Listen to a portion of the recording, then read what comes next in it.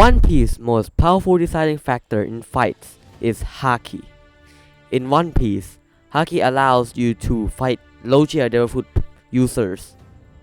HAKI also allows you to dodge 1,000 projectiles. HAKI also allows you to knock out 1,000 people. Yet, in Roblox, game still treats it like a mechanic that just makes your body and weapons got left in the oven for too long, with some neon color beside it. And the observation HAKI, it just makes your screen a different color. And most game doesn't even have Conqueror's HAKI, except for Rellseas. Rellseas developers respected HAKI so much that they make it exactly the same as the anime, making it the most powerful system in Rellseas. In this video, I explain everything about HAKI that we know of in Rellseas, the stat and customizing system, and also ranking all the HAKI abilities that we know. Let's get into it. Now first, to get HAKI, you have to unlock the spiritual tab, which you won't unlock right away. You have to progress through the game first. As for the HAKI itself, you have to do various tasks to unlock HAKI. The developers have randomized it to the max, so everybody doesn't have the same HAKI task. To unlock HAKI, there are 3 HAKI types. First, Armament HAKI. As you can see, it gives you the ability to harden your body with HAKI, to increase defense and damage, and let you penetrate through low-tier foot users' abilities in order to hit them. The color, placement, and design of it is customizable, as the developers stated that they don't want anyone having the same HAKI looking variant. Putting stat into Armament HAKI increase the damage and defense boost. Next, Observation HAKI. It heightens your senses to see and observe things while being able to slow time itself. Putting points into Observation HAKI increase your range and maybe even gives you dodges to dodge attacks like projectiles. Lastly, Conqueror's HAKI. This HAKI allows you to use immense bursts of HAKI power to stun or knock enemies out. Putting stat into it increase the range and overall power, maybe even decreasing the cooldown of it. Next are HAKI posters, which are HAKI skills that you can choose to use as your HAKI abilities. There are 6 HAKI poster slots, meaning you can choose 6 HAKI skills to use as your HAKI abilities. And there are no limits. You can even have 6 Conqueror HAKI skills in 6 slots. It's all up to you. And I'll be ranking them one by one. But first, I'll rank the confusing one first. New D-turn skill was actually for D Stiff Meister. So we don't actually know what new D-turn abilities are. Han Y Bao also isn't revealed, and D Stiff Meister was also for someone else. So we got one unnamed HAKI poster and one swap one. Let's start by ranking the unnamed one. Advanced Armament Ryu. On the anime, Ryu HAKI basically changes the physical hit into internal hits, meaning you can destroy things from the inside, which I don't know how it's gonna work in Rellseas. Maybe it increased your damage greatly and all your M1 hits go through Observation HAKI. I don't know, I'll give it A tier for now because I think it have potential to be a really good skill in Rellseas. Next is the Stiff Meister. Indicators appear before the final M1. Attack at the end of effect to utilize skill. This skill actually has a showcase in the movie 2 video, which you can see in the background.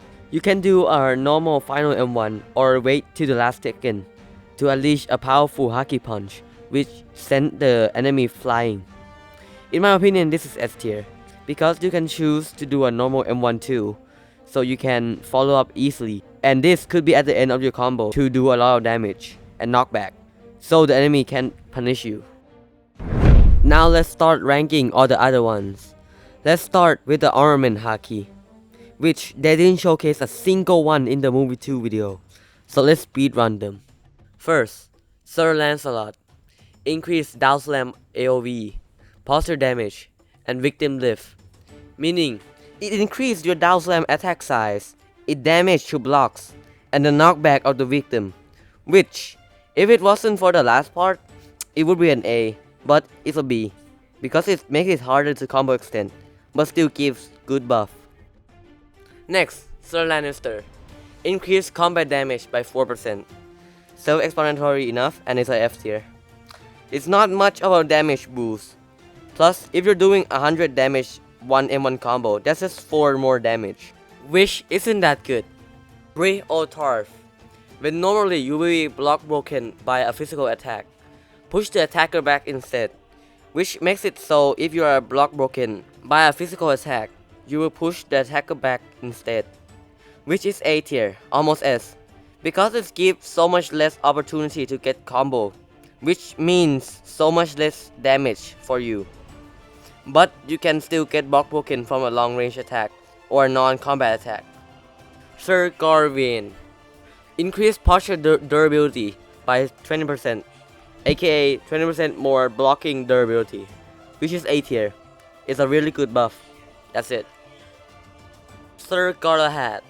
Up to enemy for a powerful haki punch instead of air kick. Now this seems like a free buff, but the powerful punch might give it more knockback, making it harder to follow through. So B tier. Lastly, CG Fried. Third heavy attack creates damaging knockback shockwave. Now this seems good, but what if the third heavy attack is a block break, making it harder for you to start a combo? So B tier, since the damaging shockwave might be also really good. Next is Observation Haki, which in the movie 2 video, they showcased all of it. Bro, why is Observation getting all the love? Not Armament. First, let's start with Tom Edison. Evade change to grab counter with a punch, sending the opponent back. This is just really good. You're doing damage while denying combos. But evade bar does need to be filled up, and the normal evade dashes can use to punish enemies, while this can't, so B tier. Next, Op E Heimer. Future Sight ability allows 8 dodges. Self-explanatory enough, but my question is that if we don't have this ability, does this mean the normal observation have dodges or no? If yes, then this is A tier, because we already have dodges. But if no, then and we have 0 dodges, then this is S tier. Einstein. Send opponent strength. This is S tier, no question. This just gives you information of their everything, dude. Health, stamina, evade, parry, weapon, even fruits. Yeah, no, this is too OP. Next, Star Demon. Sends opponents present, which is the glowing hitbox thing. This helps you see your opponent's hitbox, and maybe even work through walls. Also, this might be the one that alerts you when there's a person with overwhelming haki approaches your island. So A tier, almost S. And I actually lied. There is one observation haki that didn't show in the movie 2 video. Sigma Freud.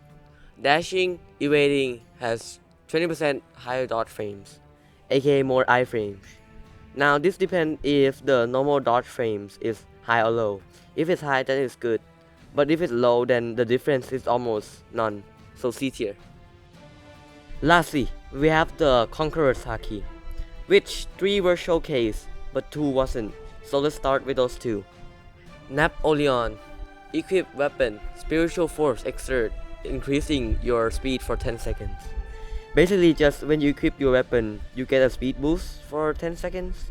Now if this can be spammed, it's really good.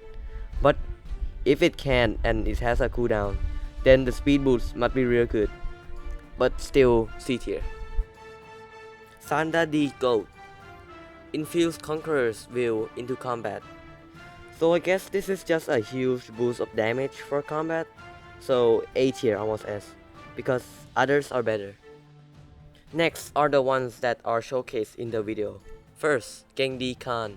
When knocked, AoE Haki Blast. disables attackers for 10 seconds. Basically, when you get knocked, you stun your enemies for 10 seconds. Now this is useless in 1v1, because after the 10 seconds, they can just grip you anyways. But for crews, wars, and battle, this is S tier. This just gives your teammate time to help you and defeat the enemies. Julius Caesar. Exert your will to immobilize nearby enemies and reduce everyone's defenses by 15%. This is also S tier. This is like Genghis Khan, but you can use it at will. Instead of stun like Genghis Khan, you will just make your enemies slow and have less defense. But it's still really good. Hold on, this is low-key tough. I'm gonna let it play out. Nah, imagine like a whole crew of people doing that, bro. That is so fucking tough. Like, they just low-key walking towards you menacingly, bro. And I also saved the best for last, also. The best haki in Rellseas is... Gold Stealer. Stun everyone, turn off modes, and put everyone keys on global cooldown. Now, this is just Wi-Fi haki Shank use, and it's S+ tier, bro. If your opponent get hit, they just got stunned and can't do anything for 10 seconds. Even the transformation get affected. Also, you supposedly can use it 2 times! 2 times in a row, bro. Nah, it's too OP, bro. It already needs a nerf. It needs a nerf before the game even come out, bro. And that's all we know of the Rellseas haki system right now. Which, if y'all didn't know by now, Armament haki are named after famous knight. Observation haki are named after world-renowned geniuses, and Conqueror haki are named after world-famous conquerors. Now, I don't know what Godzilla has to do with that, but sure, I guess. Now, if you guys ask me what would I use, I actually don't know, because all the haki are good in their own ways. Like when you're farming, you can use more of the armament haki, but if you're running from someone, you can use more of the observation haki. But in combat, like literal combat, more of the Conqueror haki would be good. So I'll just give you my set. So if in 1v1, I would go with 1 armament haki, 3 observation, and 2 conquerors. But in crew fight, I would do 1 armament, 2 observation, and 3 conqueror, as Conqueror haki is way more overpowered with more enemies. What do you guys think? Leave your opinions in the comment. Thanks for watching. A like and sub would be much appreciated. Thank you.